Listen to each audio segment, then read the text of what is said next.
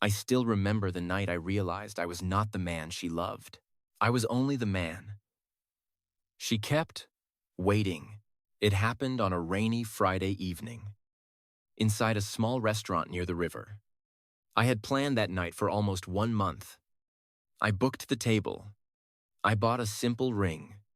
Nothing too expensive. Because at that time, I was not rich, but it was honest. It was bought with overtime money, weekend work, and every small dream I had saved inside my heart. Her name was Emily. For 3 years, I believed Emily was my future. I believed every late-night phone call meant something. I believed every time she held my hand. She was choosing me. I believed every smile, every soft message, every promise about one day was real. But that night, when I was about to ask her to marry me, her phone lit up on the table. The name on the screen was Ryan. She tried to turn the phone over quickly, but I had already seen the message. I miss you. I made a mistake. 6 words. That was all it took to destroy 3 years of my life.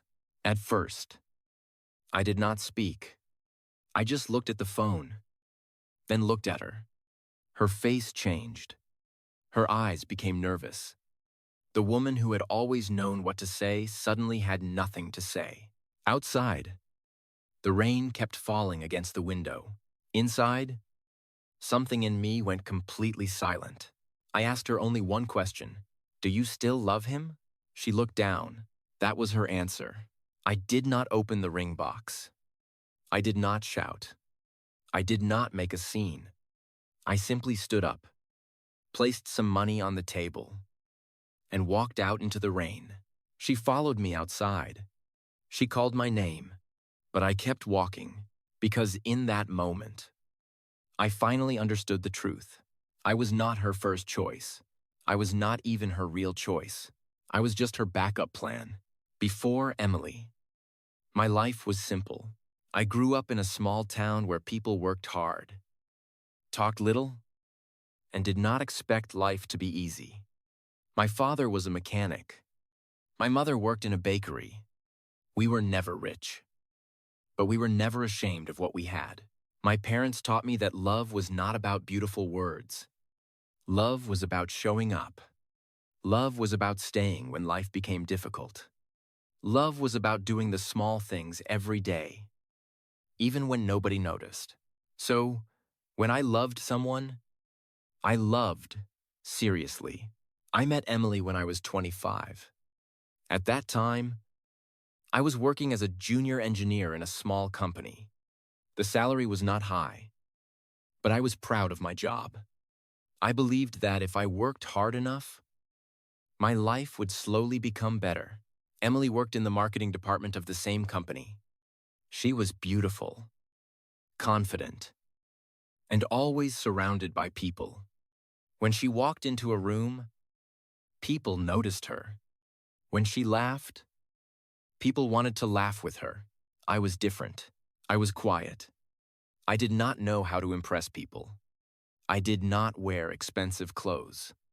I did not drive a nice car. I was the kind of man who arrived early, worked hard, and left late. At first, I did not think Emily would ever notice me. But one afternoon, the office printer stopped working before an important client meeting. Everyone was panicking. I came over, fixed the connection, restarted the system, and printed the documents just in time. Emily looked at me and smiled. That smile was the beginning of everything. After that day, she started talking to me more. Sometimes she asked for help with her laptop. Sometimes she asked about my work. Sometimes she sent me small messages during the day. At first, I thought she was just being friendly. Then, one evening, when we both worked late, she asked if I wanted to get dinner. I said yes. That dinner became another dinner. Then, coffee. Then, weekend walks. Then long phone calls that lasted until midnight. Slowly, Emily became part of my life. She told me about her dreams. She wanted to live in a big city. She wanted a beautiful apartment, nice vacations, and a life that looked successful from the outside. She said she wanted a man who was ambitious, someone who would never stop moving forward. I told her I was trying. She smiled and said she believed in me. Those words meant more to me than she ever knew. At that time, there was another man in her life, Ryan. She said he was just an old friend. Later, I learned he was more than that. Ryan was her ex-boyfriend. He came from a wealthy family. He drove a luxury car. He wore expensive watches. He knew how to talk like the world already belonged to him. Emily told me their relationship was over. She said Ryan was selfish. She said he had hurt her. She said she wanted someone stable, someone kind, someone who truly cared. I believed her, maybe because I wanted to believe her. Maybe because when you love someone, you often accept the version of the truth that hurts the least. For 3 years, I gave Emily everything I could. When she was sick, I brought medicine and soup to her apartment. When she had problems at work, I listened for hours. When she cried because her parents pressured her about money and marriage, I held her and told her we would build a better life together. I was not rich, but I was present. I could not buy her expensive bags, but I remembered every small thing she liked. I could not take her to Europe, but I took her to quiet places where we could watch the sunset. I could not promise a perfect life, but I promised that I would never leave when life became hard, and I kept that promise. But Emily was never fully with me. I did not see it clearly at first. Love made me blind, but not completely stupid. There were signs. Sometimes she became quiet after seeing something on her phone. Sometimes she compared me to people who had more. Sometimes she said things that sounded small, but stayed in my mind for days. "You're good to me," she once said, "but sometimes I wonder what my life could be." Another time, after meeting some of her friends, she told me, "You should be more confident. People respect men who look successful." I tried to improve myself. I worked harder. I took extra projects. I studied at night. I saved money. I wanted to become the man she could proudly introduce to everyone. But no matter how much I gave, I always felt like I was standing outside a locked door. She let me close, but never completely in. The biggest sign came 6 months before that rainy night. Emily became distant. She still answered my messages, but slower. She still met me, but less often. She said work was stressful. She said she needed space. She said I was overthinking. Then one evening, I saw her getting out of a black car near her apartment. Ryan was driving. When she saw me, she froze. Then she explained that they had met to talk about an old problem. She said there was nothing between them. She said I needed to trust her. So I did, because trust is easy when you are afraid of losing someone. After that, I tried harder. I planned better dates. I became more patient. I ignored the pain in my chest whenever Ryan's name appeared in conversation. I told myself that love required maturity, but sometimes maturity is just the name we give to silent suffering. The night at the restaurant was supposed to be a new beginning. Instead, it became the end. After I walked away in the rain, Emily called me many times. I did not answer. She sent messages. I did not read them. For the first time in 3 years, I chose silence. The next morning, we woke up with a heavy heart and a strange kind of clarity. When someone makes you their backup plan, they do not always do it with cruelty. Sometimes they do it with weakness. Sometimes they keep you close because you are safe. You are kind. You are reliable. You are the person who catches them when their real dream does not want them back.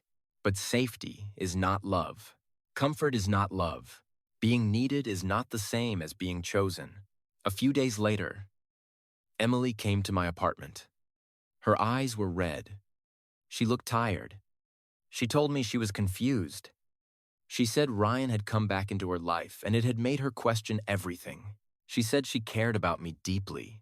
That sentence hurt more than hatred.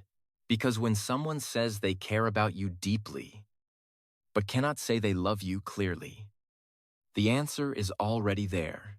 She cried. She apologized. She said she never meant to hurt me. I listened quietly. Then I told her the truth. I told her I loved her.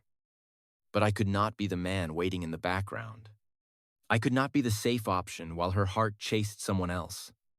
I could not build a future with someone who only chose me when another door was closed. She asked if we could take a break. I said no. A break would only make me wait again. And I was done waiting. After she left, my apartment felt empty. Not peaceful, empty. For the first few days, I did not tell anyone what had happened. At work, I still smiled when people greeted me. I still answered emails. I still joined meetings. From the outside, I looked normal, but inside, I felt like I was carrying something heavy that nobody could see. Every small thing reminded me of Emily. The coffee shop near the office reminded me of our first lunch together. The road beside the river reminded me of our weekend walks. Even the sound of rain against my window reminded me of that restaurant. That phone screen. And the message that changed everything. At night, my mind became my enemy. I kept replaying the same memories again and again. I remembered the times she laughed at my simple jokes. I remembered the way she leaned on my shoulder when she was tired. I remembered the birthday card she once wrote for me, saying I was the most dependable person in her life. Dependable. That word started to hurt, because I slowly understood that being dependable was the reason she kept me close. But it was not enough to make her choose me completely. I was the person she trusted when life felt unstable. I was the person she called when she needed comfort. I was the person who made her feel safe when another man made her feel uncertain. But I was not the person her heart ran toward first. That truth was hard to accept. For a long time, I asked myself what I lacked. Was I not rich enough? Not confident enough? Not exciting enough? Did I love her too quietly? Did I make myself too available? Then, one evening, while sitting alone in my apartment, I realized something important. The problem was not that I was not enough. The problem was that I was offering my whole heart to someone who only had half a heart available. That night, I took out the ring box from my drawer. I opened it for the first time since the restaurant. The ring was still there, shining under the weak yellow light. For a moment, I imagined the life I had wanted. Then I closed the box. The next morning, I returned the ring to the store. I did not get all my money back. But I got something more important. I got my first small piece of freedom. That was the day I stopped waiting for Emily to choose me. And slowly, I started learning how to choose myself. For weeks, I moved through life like a machine. I went to work. I came home. I ate simple meals. I slept badly. Some nights, I woke up and reached for my phone, hoping she had messaged me. Other nights, I hated myself for hoping. Healing is not beautiful at first. It is messy. It is waking up with pain and still going to work. It is deleting photos and then checking the trash folder. It is telling people you are fine when your chest feels like it is full of broken glass. But slowly, something changed. Without Emily, I had more time. Without trying to prove myself to someone, I started asking what I actually wanted. For years, I had worked hard to become good enough for her. But after she left, I started working hard for myself. I studied more seriously. I improved my technical skills. I learned business. I saved money. I stopped spending energy on someone who was not choosing me. and I put that energy into building a life I could respect. At work, people began to notice. I solved problems faster. I led small projects. I spoke more confidently in meetings. The quiet man who used to stand in the corner slowly became someone others trusted. 2 years later, I started my own small automation consulting company with a former colleague. It was not glamorous. In the beginning, we worked from a tiny office with old chairs and weak air conditioning. Some months, we barely made profit. I still drove an old car. I still ate cheap lunches.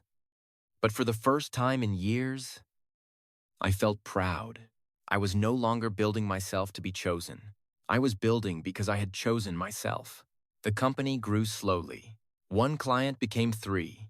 3 became 10. We hired more people. We made mistakes. We fixed them. We lost money. We learned. We kept going. By the time I was 31, my life looked very different. I had a better apartment, a better car, and a company that was finally stable. But more importantly, I had peace. I had confidence that did not depend on another person's approval. Then Emily came back. It happened at a business conference in the city. I had just finished giving a short presentation about automation systems for small factories. After the talk, several people came over to exchange business cards. I was speaking to a client when I saw her standing near the back of the room. Emily. For a second, the past returned so quickly that I almost forgot where I was. She looked older, but still beautiful. Her hair was shorter. Her face was calmer. She waited until the others left, then walked toward me. She smiled softly and said my name. I greeted her politely. There was a time when seeing her would have broken me. But that day, I felt only a quiet sadness, like looking at an old photograph from a life I no longer lived. We sat in the hotel cafe after the conference. She told me she had followed my career online. She said she was proud of me. She said she always knew I would become successful. I almost laughed. Not because it was funny, because when I was struggling, she was unsure about me. But when success arrived, her belief suddenly sounded very clear. She told me about her life after we separated. Ryan had come back. They tried again. For a while, it looked perfect. Expensive dinners, weekend trips, beautiful photos. But behind all of that, nothing had changed. Ryan was still selfish, still careless, still in love with himself more than anyone else. Eventually, he left her for someone younger, someone from his social circle, someone his family approved of. Emily looked down as she told me this. I did not feel happy hearing it. Pain does not become sweet just because someone else finally understands it. She said losing me was one of the biggest mistakes of her life. I looked at her hands. No ring. Then she said the words I had once dreamed of hearing. I think I loved you. I was just too blind to see it. But the strange thing was, those words did not heal me. They only showed me how far I had come. Years earlier, I would have given anything for Emily to say that. I would have opened the door immediately. I would have believed that love had finally won. But that man was gone. The man sitting across from her had survived the silence. He had rebuilt himself. He had learned that love without respect is a beautiful prison. He had learned that being chosen late is not the same as being chosen truly. Emily asked if we could meet again. I looked out the window. The sky was clear that day. No rain, no drama, no broken ring box in my pocket. Just peace. I told her I wished her well, but I could not go back. Her eyes filled with tears. But she nodded. Maybe this time. She understood. Before she left, she said she was sorry. I told her I had forgiven her, and I meant it. Forgiveness does not always mean reunion. Sometimes forgiveness means you stop carrying the weight, but you still walk away. After that day, I never saw Emily again. Sometimes, people ask me if I regret loving her. I don't. Love taught me many things. It taught me how much I could give. It taught me how deeply I could feel. It taught me the danger of ignoring the truth, because you are afraid of being alone. But most of all, it taught me this: never become someone's waiting room. Never stand quietly in the background while they decide whether you are enough. Never let someone treat your heart like a safe place to return to after their adventure fails. You deserve to be chosen when life is uncertain, not only when someone else walks away. You deserve to be loved in the beginning, not appreciated only at the end. You deserve someone who sees your value before the world gives them proof. Emily was not a bad person. She was just not my person. And I was not born to be a backup plan. I was born to be someone's first choice. But before that could happen, I had to become my own.